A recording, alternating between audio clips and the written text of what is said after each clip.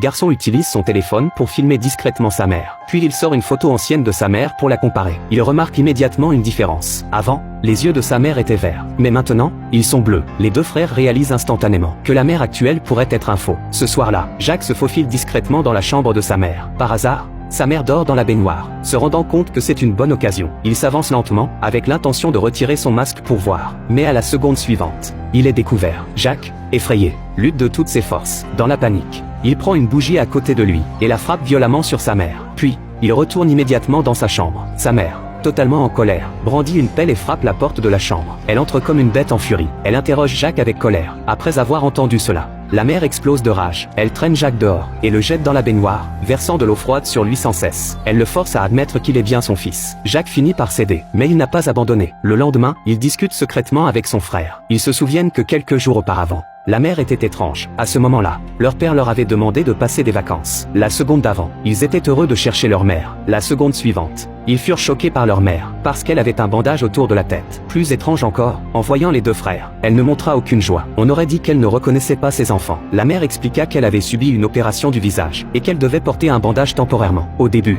les deux frères ne s'en souciaient pas. Mais quand leur mère leur donna des cadeaux, il n'y en avait qu'un seul. De plus, elle leur donna des ordres étranges. Ne pas ouvrir les rideaux pendant la journée, ne pas entrer dans sa chambre, et surtout, ne pas pénétrer dans l'entrepôt du jardin. Plus elle interdisait, plus ils devenaient curieux. Les deux frères se dirigèrent vers l'entrepôt. Jacques grimpa à l'étage de l'entrepôt. Sur une planche, il aperçut un trou rond. Autour, il y avait des traces qui avaient été nettoyées. Il semblait qu'il s'était passé quelque chose. Cependant, Jacques ne pouvait pas identifier si c'était du sang. Juste au moment où il s'apprêtait à partir, Jacques fut attrapé par sa mère. La mère, habituellement douce, se mit à crier sur Jacques. Elle le poussa violemment. Les deux frères trouvèrent cela étrange. Il semblait que leur mère avait changé. Le soir, Jacques découvrit que sa mère parlait en secret au téléphone. Elle disait qu'elle ne voulait plus continuer à faire semblant, et qu'il fallait vite envoyer les deux frères ailleurs. À ce moment-là, Jacques fit accidentellement du bruit. La mère remarqua immédiatement que quelque chose n'allait pas. Jacques, effrayé, se précipita sous la couverture. Sa mère monta rapidement, mais heureusement, elle ne remarqua rien. Le lendemain, alors que sa mère répondait au téléphone, ses yeux se détournaient, comme si elle évitait délibérément les deux frères. Ils la suivirent discrètement à l'étage, mais de l'autre côté de la porte, ils ne pouvaient rien entendre. Ils sortirent un talkie-walkie, et,